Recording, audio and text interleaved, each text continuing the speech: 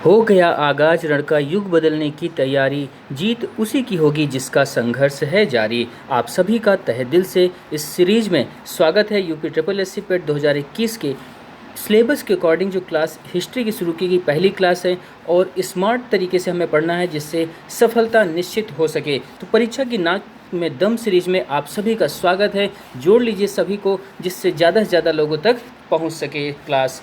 चलते हैं आज की क्लास पर।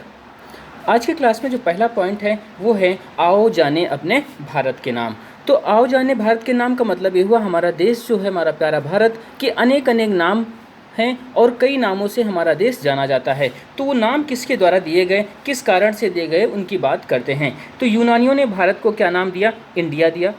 ईरानियों ने भारत को हिंदुस्तान कहा और जैनियों ने भारत को जम्बूद्वीप के नाम से पुकारा। राजा दुष्यंत के पुत्र भरत के नाम पर अपने देश का नाम भारत पड़ा। तो चार नाम आपके सामने दिखाए गए हैं। एक तो इंडिया यूनानियों ने, हिंदुस्तान ईरानियों ने और जम्बूद्वीप जैनियों ने, तथा भारत का नाम भारत के इसलिए पड़ा राजा दुष्यंत के पुत्र भरत के नाम पर ही देश का नाम भारत पड़ा। जम्बूद्वीप से क्वेश्चन पूछा जा चुका है कि किस देश का पुराना नाम जम्बूद्वीप था। तो आपको ये बात याद रखनी है, अपने प्यारे भारत का नाम ही जैनियों के द्वारा दिया गया जम्बूद्वीप था। आगे हम बात करते हैं वेदों के बारे में। तो वेद भारतीय प्राचीन भारत की सबसे एक मजबूत कड़ी थी, या फिर ऐसे समझें जो सर्वाधिक जो प्रमाण मिले हमें प्राचीन भारत के वो वेदों के द्वारा ही प्राप्त हुए। तो वेदों को किसी ने लिखा जरूर होगा, हाँ जरूर लिखा है, और उसके रचयिता या वेदों के जनक किसे माना जाता है? महर्षि कृष्ण द्वैपायन वेद व्यास को माना जाता है।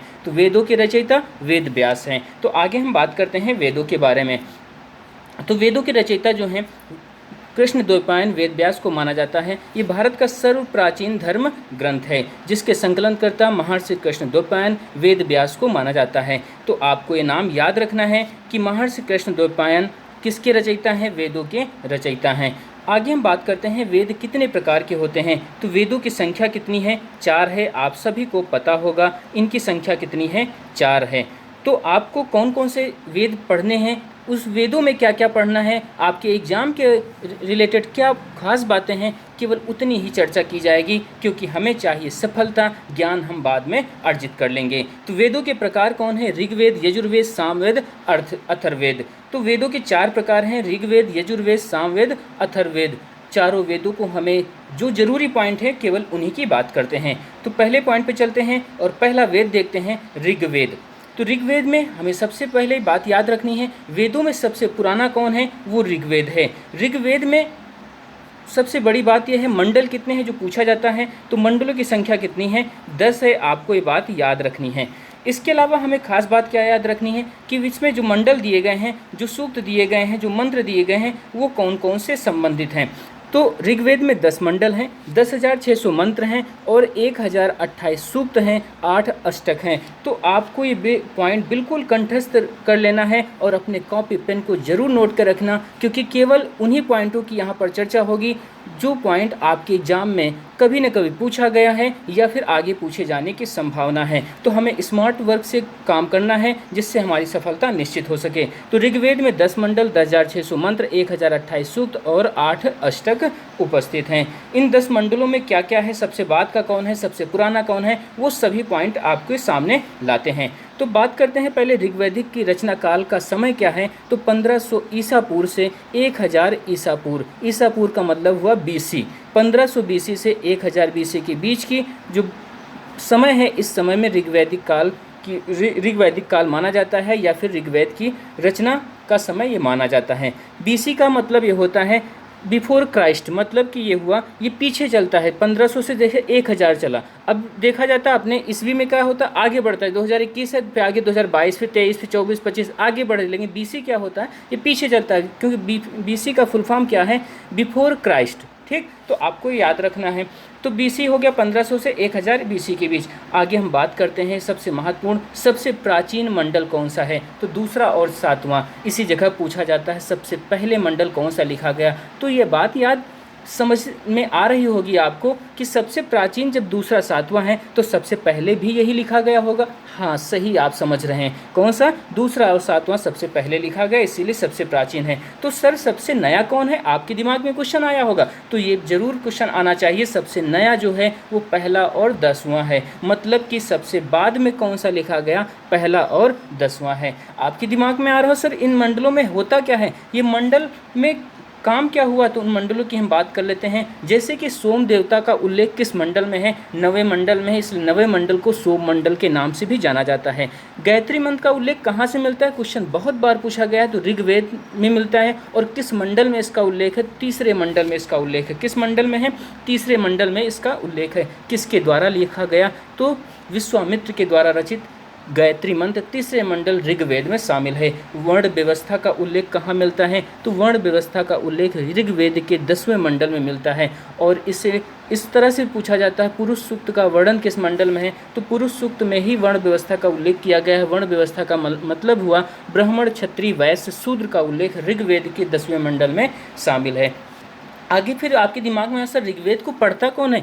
तो जो पढ़ता है उसे पुरोहित कहा जाता है। और उस पढ़ने वाले पुरोहित को क्या कहते हैं? होत या होता कहते हैं। क्या कहते हैं? होत या होता कहते हैं। आपको कहीं कहीं बुकों में होता भी मिलेगा और कहीं कहीं बुकों में आपको होत भी मिलेगा। तो आपको दोनों पॉइंट याद रखने हैं कि होत या होता दोनों नाम आपको देखने को मिल सकते हैं ऋग्वेद में, ऋग्वेद के पढ़ने वाले पुरोहित को। आगे हम बात करते हैं अगले वेद की, सामवेद की। तो सामवेद का मतलब ये हुआ संगीत से इसका ताल्लुक है। तो संगीत का जनक किसे कहा जाता है? सामवेद को कहा जाता है। और सामवेद से संबंधित महत्वपूर्ण बातें क्या हैं कि इसे यज्ञ के अवसर पर गाए जाने वाले मंत्रों का उल्लेख है। मतलब कि सामवेद में किसका उल्लेख किया गया है? ऋग्वेद पर गाए जाने वाले मंत्रों का उल्लेख है। और इसमें कितनी ऋचाएँ हैं? 1549 ऋचाएँ हैं, जिसमें से 78 नई शेष सब ऋग्वेद से चुरा ली गई हैं। मतलब कॉपी कर ली गई हैं ऋग्वेद से, केवल और केवल 78 ही नई हैं 1549 में से। आगे हम बात करते हैं सामवेद के पढ़ने वाले पुरोहित को उद्गाता कहा जाता है। आप इसको ऐसे ट्रिक से याद कर सकते हैं कि ये संगीत का जनक है। इसका मतलब इसमें गाए जाने वाले मंत्रों का उल्लेख किया गया है। और जो गाता है उद्गाता, देखो जो गाता है वो उद्गाता है। तो आपको ऐसे याद रख लेना है कि पढ़ने वाले पुरोहित को सामवेद को उद्गाता कहा जाता है। अगला महत्वपूर्ण पॉइंट क्या है उस पर हम चर्चा करते हैं। इसमें मुख्यतः किसके मंत्र शामिल हैं? तो सामवेद में मुख्यतः सूर्य के स्तुति के मंत्र शामिल किए गए हैं। तो आपको एक पॉइंट भी याद रखना है, डायरेक्ट भी पूछा जा सकता है कि सूर्य के स्तुति के मंत्र किस वेद में मिलते हैं? तो सामवेद में मिलते हैं। आपको बात समझ में आ गई होगी। चलते हैं अगले वेद पर, यजुर्वेद पर।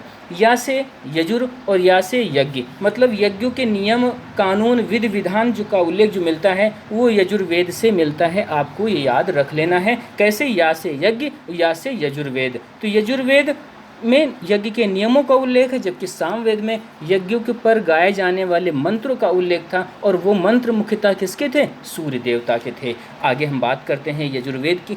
2 भाग होते हैं यजुर्वेद के, कृष्ण यजुर्वेद और शुक्ल यजुर्वेद। कृष्ण यजुर्वेद और शुक्ल यजुर्वेद। इसके अलावा एकमात्र ऐसा वेद है जो गद्य और पद्य दोनों में सम्मिलित है। इस बात को नोट करके रख लीजिएगा, क्योंकि ये पॉइंट कई बार पूछा जा चुका है कि ऐसा कौन सा वेद है जो गद्य और पद्य दोनों में है। वो है यजुर्वेद। यजुर्वेद यजुर्वेद के पढ़ने वाले पुरोहित को क्या कहा जाता है? यजुर्वेद पढ़ने वाले पुरोहित को कहते हैं क्या? बताइए। अधर्व्यू कहा जाता है। क्या? अधर्व्यू कहा जाता है। जैसे ऋग्वेद में होत या होता कहते थे।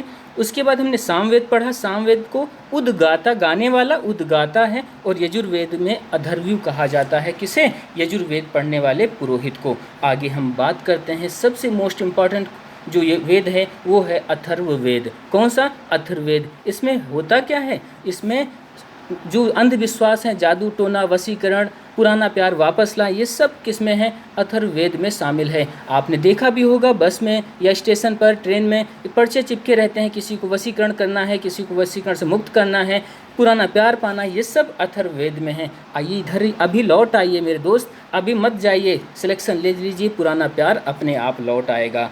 तो उन पर्चों पर बच जाइए पहले इधर मेहनत करते हैं। इस वेद में सामान्य मनुष्यों के विचार और अंधविश्वासों का विवरण मिलता है। इसमें कुल 20 मंडल, 731 ऋचाएँ और 5987 मंत्र शामिल हैं। जैसे कि 10 मंडल किस में थे? ऋग्वेद में थे, जबकि अथर्ववेद में 20 मंडल, 731 ऋचाएँ और 5987 मंत्र शामिल हैं।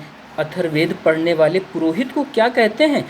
ऋग्वेद को क्या कहते थे बताइए? हाँ बोलिए, हमें सुनाई देगा, ज़रूर बोलिए। कोई भी कंजूसी नहीं करेगा, कॉपी पेन लेके बैठो और जो भी बताया जा रहा है उसको साथ में बोलते रहो, क्योंकि हमारा उद्देश्य है कम हो लेकिन जितना भी हो पूरा क्लास में ही रट जाए। आपको 1 घंटे का कंटेंट 15-20 मिनट में आपको मिल जाएगा और बिल्कुल टॉपिक पर बात होगी जो आपके एग्जाम में पूछा जाएगा। आगे हम बात करते हैं अथर्ववेद के पुरोहित को ब्रह्मा कहा जाता है। क्या? ब्रह्मा कहा जाता है। ऋग्वेद में होत या होता, सामवेद में उद्गाता, सामवेद गाने से संबंध उद्गाता, यजुर्वेद अथर्ववेद और ऋग्वेद में ब्रह्मा कहा जाता है। आपको इतनी बातें यहाँ तक बिल्कुल समझ में आ गई होंगी। परीक्षा की नाक में दम में यदि तनिक भी दम लग रहा है आपको तो ज़रूर अपने साथियों को पंक्ति में बैठे व्यक्ति अंतिम पंक्ति में बैठे व्यक्ति तक ये सीरीज पहुंचनी चाहिए, जिससे हर माँ बाप का सपना पूरा हो। और जो संघर्ष कर सकता है उसका इस क्लास में तहे दिल से स्वागत है।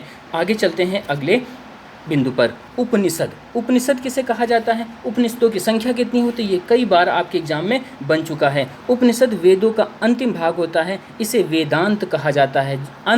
वेदांत मतलब अंतिम भाग है। और उपनिषदों की कुल संख्या कितनी है इसको जरूर रट लेना, 108। कौन सा? 108।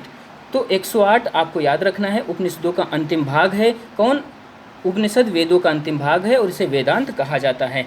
इसके अलावा एक महत्वपूर्ण पॉइंट है वेदांग।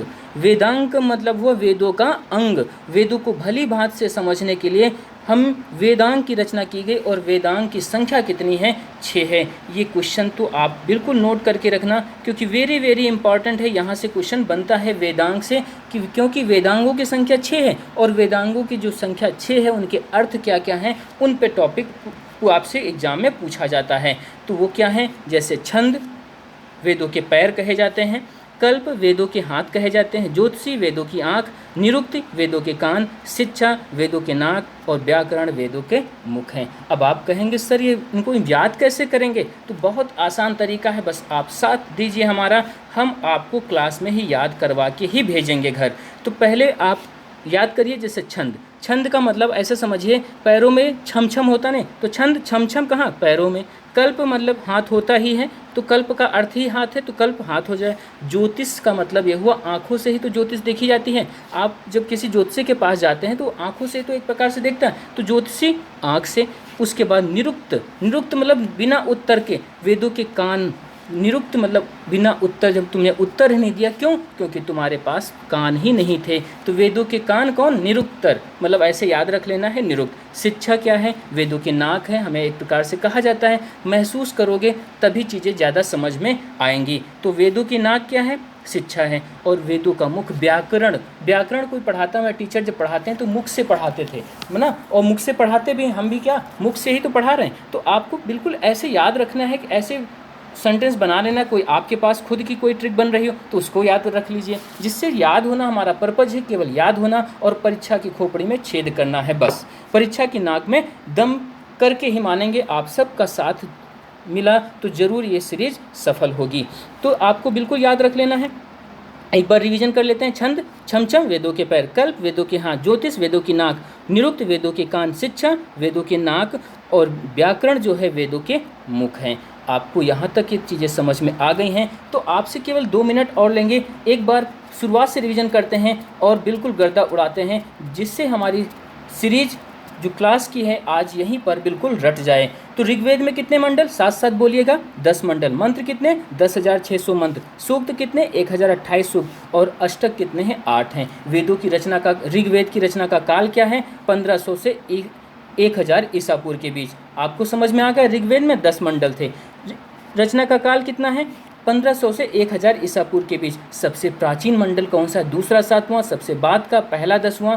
और सोम मंडल 9वें मंडल में, गायत्री मंडल 3रे मंडल में, वर्ण व्यवस्था या पुरुष सूक्त 10वें मंडल में उल्लेखित है। और ऋग्वेद पढ़ने वाले पुरोहित को होत या होता कहते हैं। सामवेद में हमने बात की कि संगीत का जनक सामवेद को कहा जाता है। इसमें 1549 ऋचाएँ हैं, जिसमें 78 ही नई हैं, से सब चुरा ली गई। कहाँ से कॉपी की गई? ऋग्वेद से की गई। इसके पढ़ने वाले पुरोहित को क्या कहा जाता है? उद्गाता कहा जाता। गाना है तो उद्गाता है, तो उद्गाता इसे कहा जाता। और इसमें मुख्यतः सूर्य की स्तुति के मंत्र शामिल हैं। आगे है यजुर्वेद। यजुर्वेद या से यज्ञ, या से यजुर्वेद।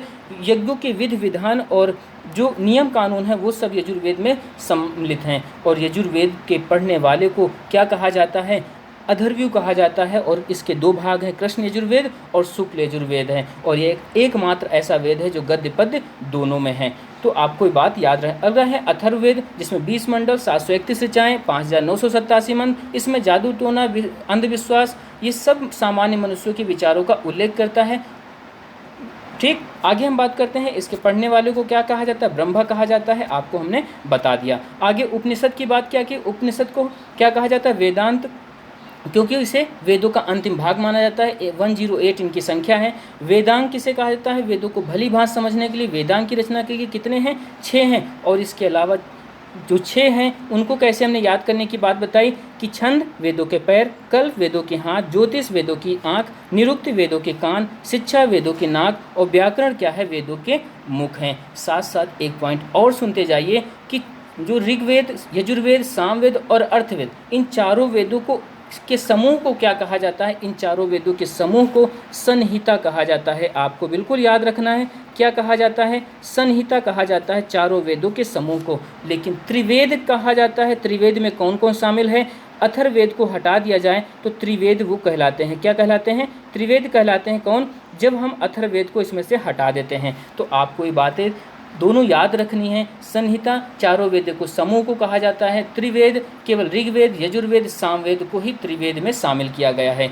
आपको ये बात समझ में आ गई होगी। आज की क्लास को यहीं पर रोकते हैं। जरूर अपने साथियों को, पड़ोसियों को, सबको शेयर करिएगा, जिससे हर संघर्ष करने वाला व्यक्ति एक स्मार्ट वर्क और एक बेहतर कंटेंट पा सके। जय हिंद, जय भारत।